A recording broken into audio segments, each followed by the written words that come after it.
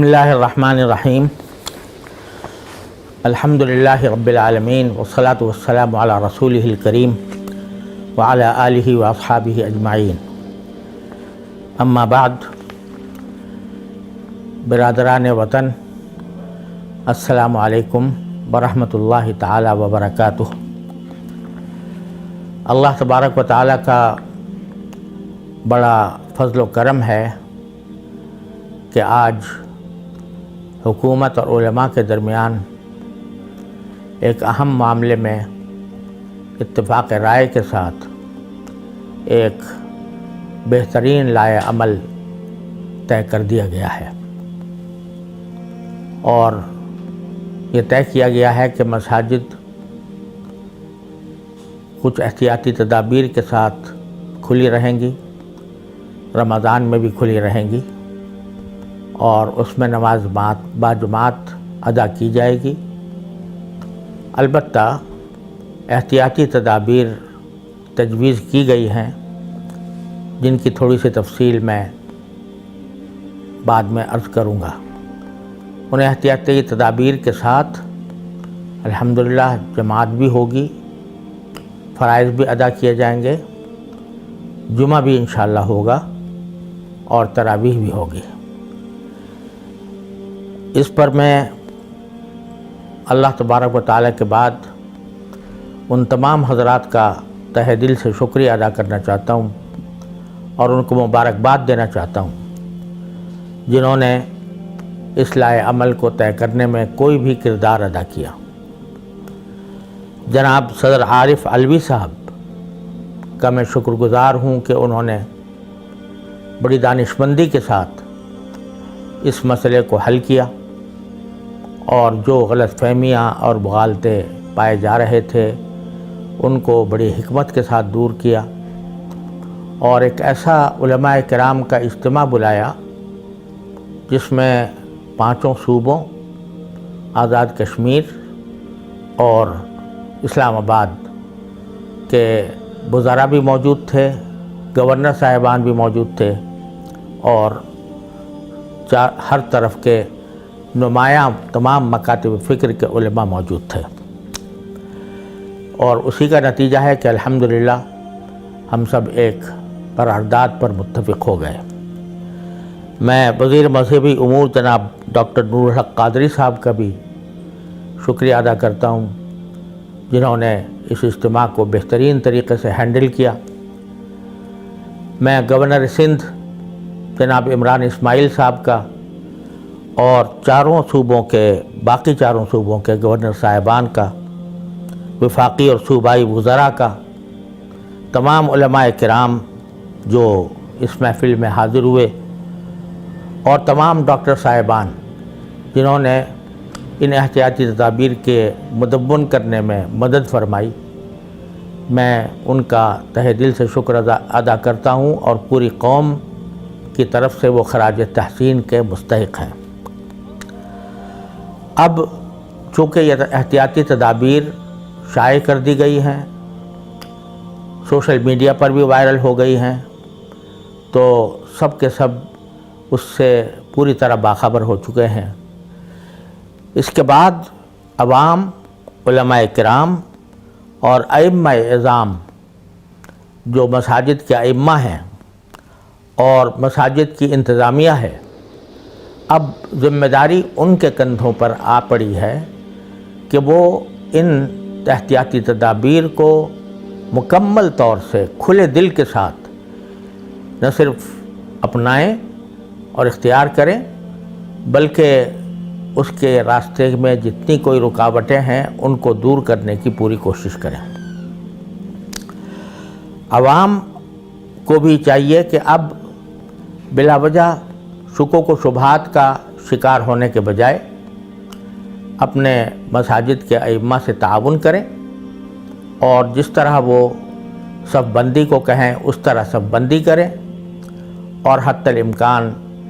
अपने उन तमाम तदाबीर को इख्तियार करें जो इस एलामिया के अंदर बयान की गई हैं। अगर खुदा ना करे इन तदाबीर पर अमल न किया गया और उसकी वजह से खुदा ना करे कोई नुकसान हुआ تو اس کا بوال اس بات پر ہوگا کہ ہم نے ان احتیاطی تدابیر کی پابندی نہیں کی۔ ہمیں ایک منظم قوم ہونے کی حیثیت سے اس بات کا مظاہرہ کرنا چاہیے کہ الحمدللہ ہم اپنے عبادات پورے جذبہ ایمانی کے ساتھ، لیکن ساتھ ساتھ پورے نظم و ضبط کے ساتھ انجام دینے کے لائق ہیں۔ یہ ہماری خوش قسمتی ہے کہ الحمدللہ ان احتیاطی تدابیر کے ساتھ ہم مسجدوں کے اندر جائیں گے، نماز باجماعت کریں گے، جمعہ پڑھیں گے، تراویح پڑھیں گے، اور اس وقت شاید یہ شرف صرف پاکستان کو حاصل ہے کہ اس میں ان چیزوں کا پورا اہتمام ہوگا۔ لیکن یہ اس کی کامیابی اسی وقت ممکن ہے جب ساری قوم اپنی ذمہ داری محسوس کر کے ان تمام احتیاطی تدابیر کو سنجیدگی کے ساتھ لے اور اس کا مظاہرہ کرے کہ وہ ایک منظم مسلمان قوم ہے۔ تو اللہ تعالیٰ کے فضل و کرم سے مجھے امید ہے کہ اگر ان احتیاطی تدابیر کے ساتھ ہماری نماز باجماعت اور جمعہ اور تراویح جاری رہے گی تو انشاءاللہ میں اللہ تعالیٰ کی رحمت سے امید کرتا ہوں کہ یہ وبا کو دور کرنے کا ایک بہت بڑا ذریعہ ثابت ہوگی، کیونکہ وبا جو کوئی آتی ہے وہ اللہ تعالیٰ کی مشیت سے آتی ہے، اور اگر جاتی ہے تو بھی اللہ تعالیٰ کے فضل و کرم سے جاتی ہے۔ اور یہ رمضان کا مہینہ آنے والا ہے، اس سے پہلے بھی نماز باجماعت، جمعہ اور عبادتیں اور اللہ تعالیٰ کی طرف رجوع، یہ سب سے بڑا مومن کا ہتھیار ہے جس کے ذریعے وہ ان بلاؤں سے بچ سکتا ہے۔ لہذا اس کا اہتمام کرنا بڑا ضروری ہے۔ اس موقع پر میں اہل خیر حضرات سے بھی یہ درخواست کرتا ہوں کہ مساجد میں جو احتیاطی تدابیر بتائی گئی ہیں ان کے انتظام میں وہ اہل مساجد کی مدد کریں۔ مثلا سینیٹائزر کو کہا گیا ہے کہ وہ ہر مسجد کے اوپر لگائے جائیں، نیز یہ کہا گیا ہے کہ جو نمازی بھی آئیں وہ ماسک پہن کر آئیں۔ تو یہ دونوں باتیں ایسی ہیں کہ عوام شاید خود سے اس کا انتظام کرنا ان کے لیے دشوار ہو، تو میں اہل خیر جو نیکی کے کاموں میں بڑھ چڑھ کر حصہ لیتے ہیں ان سے یہ اپیل کرتا ہوں کہ وہ ان دونوں چیزوں کی فراہمی کو ہر مسجد کے اندر یقینی بنائیں۔ ہر مسجد کے قریب محلے کے جو لوگ ہیں ان میں جو اہل خیر ہیں وہ سینیٹائزر کا بھی اہتمام کریں اور ماسک بھی لوگوں میں تقسیم کریں تاکہ وہ ان احتیاطی تدابیر کے ساتھ نماز باجماعت ادا کر سکیں۔ اس کے علاوہ ایک بات اور بھی قابل ذکر ہے کہ بہت سی مساجد میں ایک گیٹ لگانے کا اہتمام کیا جا رہا ہے جس کو سینیٹائزر گیٹ کہا جا رہا ہے، اور اس پر اچھا خاصا خرچہ بھی آ رہا ہے۔ تو ہم سے جتنے بھی ڈاکٹروں کی ہماری بات ہوئی وہ سارے کے سارے اس پر متفق ہیں کہ اس گیٹ کا کوئی خاص فائدہ نہیں ہے، یہ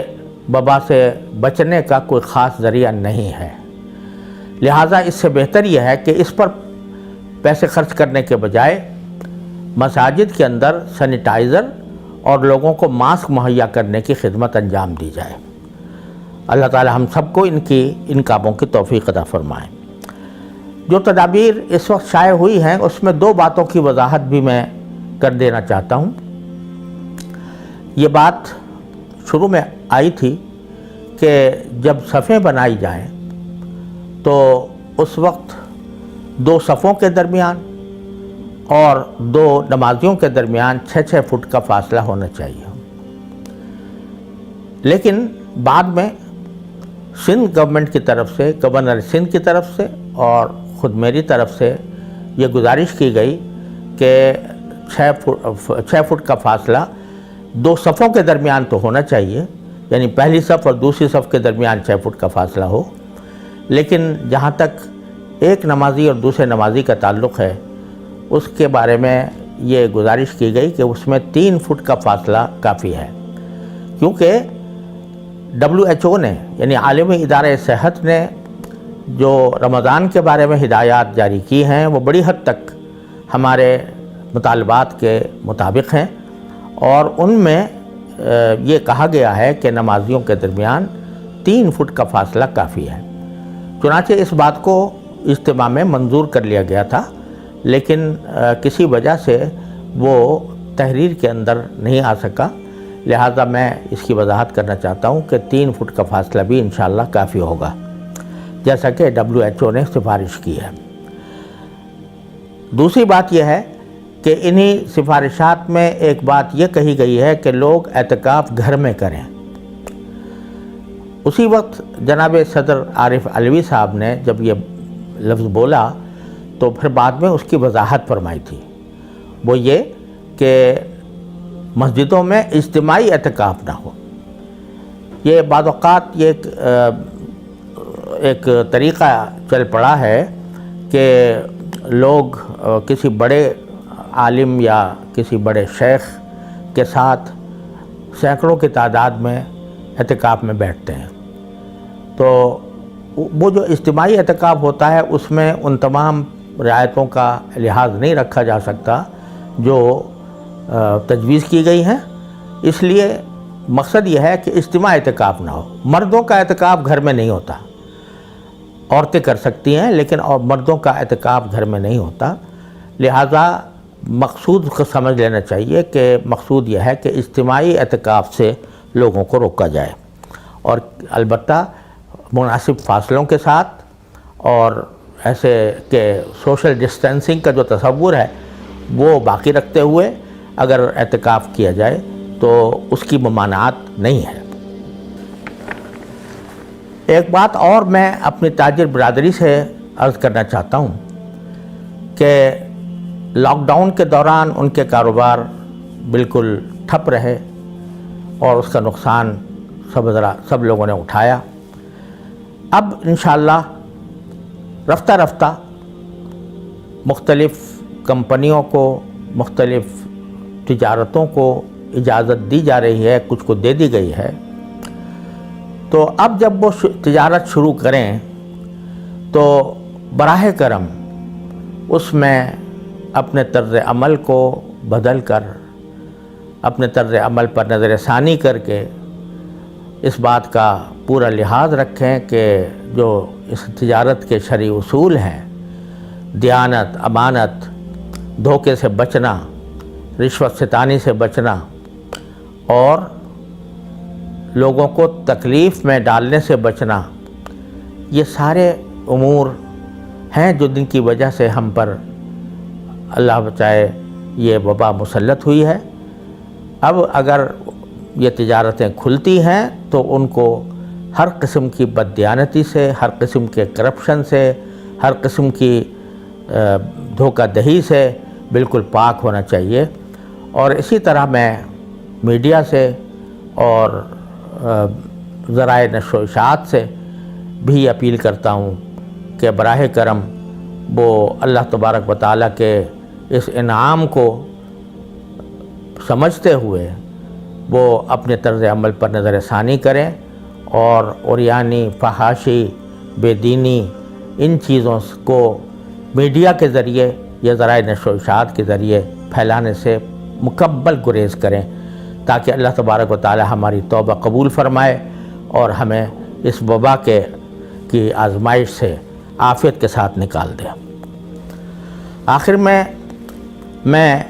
اپنے ان تمام رفقا کا تہہ دل سے شکریہ ادا کرنا چاہتا ہوں جنہوں نے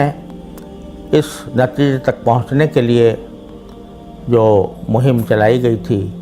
اس میں کسی بھی طرح حصہ لیا۔ خاص طور پر مندرجہ ذیل علماء کرام ہیں جن کا اس اعلامیہ کی تیاری میں اور مطالبات کی تیاری میں بڑا حصہ ہے۔ اس میں حضرت مولانا مفتی محمد رفیع عثمانی صاحب، رئیس الجامعہ جامعہ دارالعلوم کراچی، حضرت مولانا فضل الرحمان صاحب، امیر جمعیت علماء اسلام، جنہوں نے ٹیلی فون کے ذریعے ہمیں اپنی آراء سے مستفید فرمایا، حضرت مولانا ساجد میر صاحب جو جماعت اہل حدیث کے امیر ہیں، انہوں نے بھی ہمیں ٹیلی فون سے اپنی رائے کا اظہار فرما کر ممنون فرمایا۔ جناب لیاقت بلوچ صاحب جماعت اسلامی کے، ان کے بھی ہم ممنون ہیں کہ انہوں نے ٹیلی فون پر ہماری رہنمائی فرمائی۔ حضرت مولانا مفتی منیب الرحمان صاحب تنظیم المدارس پاکستان کے جنرل سیکرٹری،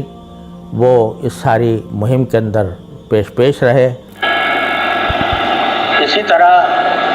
جناب مولانا محمد حنیف جالندھری صاحب جو وفاق المدارس عربیہ کے ناظم اعلیٰ ہیں، انہوں نے بھی ہمارے اجتماع سے فون پر گفتگو کی اور بڑی فعالیت کے ساتھ اجتماع کے آراء سے نہ صرف اتفاق کیا بلکہ اس کے بارے میں انہوں نے دوسرے علماء کرام سے بھی رابطہ کیا، اور انہی کے رابطے کے ذریعے مولانا علامہ نیاز نقوی صاحب جو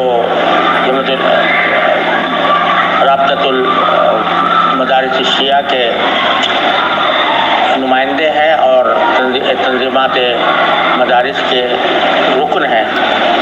ان سے بھی اور دوسرے علماء کرام سے بھی انہوں نے رابطہ کر کے ان کا اتفاق اور ان کی تائید حاصل کی۔ اللہ تعالیٰ ان سب حضرات کو بہترین جزا دنیا و آخرت میں عطا فرمائے۔ اور اسی طرح میں حضرت مولانا ڈاکٹر سعید عبدالرزاق صاحب کے صاحبزادے، ان کا شکریہ ادا کرنا چاہتا ہوں۔ مولانا ڈاکٹر عادل خان صاحب جامعہ فاروقیہ، مولانا عبدالوحید صاحب رابطۃ المدارس پاکستان، مولانا شیخ محمد سلفی صاحب وفاق المدارس سلفیہ، مولانا شاہ اویس نورانی صاحب جمعیت علماء پاکستان، مولانا امداد اللہ صاحب جامعۃ العلوم اسلامیہ علامہ بن نوری ٹاؤن، مولانا محمد یوسف قصوری صاحب مرکزی جمعیت اہل حدیث، مولانا راشد محمود سومرو صاحب جمعیت علماء اسلام،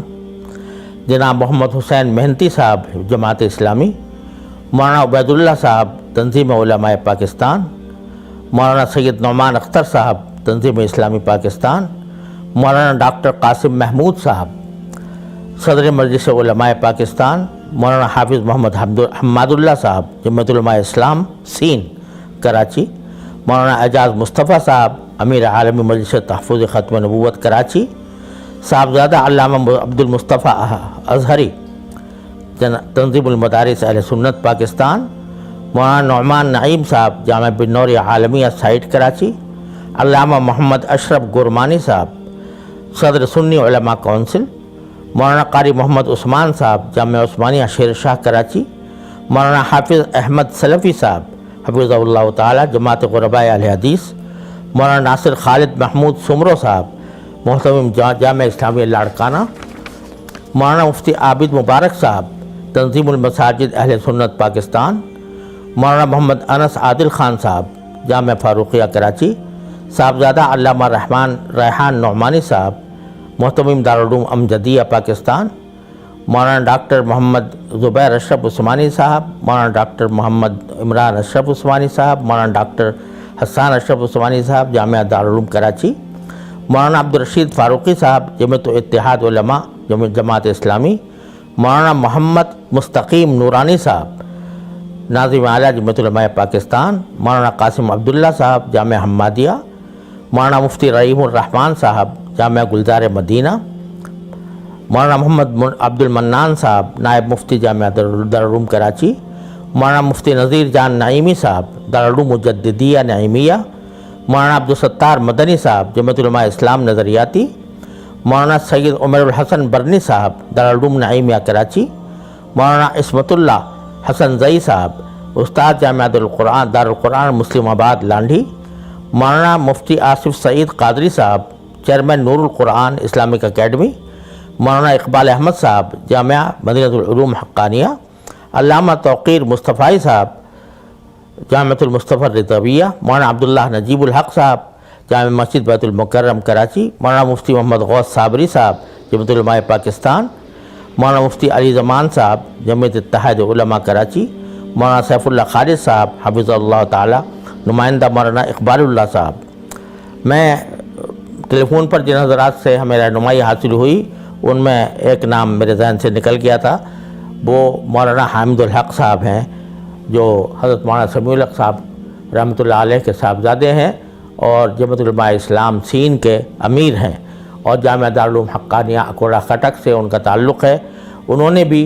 اپنی گرم جوش تائید اور اپنی رہنمائی سے ہمیں نوازا۔ اس کے علاوہ میں جناب چودھری شجاعت حسین صاحب کا بھی شکریہ ادا کرنا ضروری سمجھتا ہوں کہ انہوں نے ہمارے موقف کی برملا تائید کی، اور چودھری پرویز الہی صاحب نے خاص طور پر تبلیغ جماعت کے سلسلے میں جو شکوک و شبہات تھے ان کو دور کیا۔ اللہ تعالیٰ ان سب کو دنیا و آخرت میں بہترین جزا عطا فرمائے۔ اللہ تعالیٰ ہمارے گناہوں کو معاف فرمائے، ہمیں اثر نو عبادات ادا کرنے اور عبادات کی روح پر عمل کرنے اور اپنے دین کی طرف واپس آنے کی توفیق عطا فرمائے، اور اس کے ذریعے اللہ تعالیٰ ہم سے اس وبا کی آزمائش کو جلد از جلد دور فرما دے۔ وآخر دعوانا ان الحمد للہ رب العالمین۔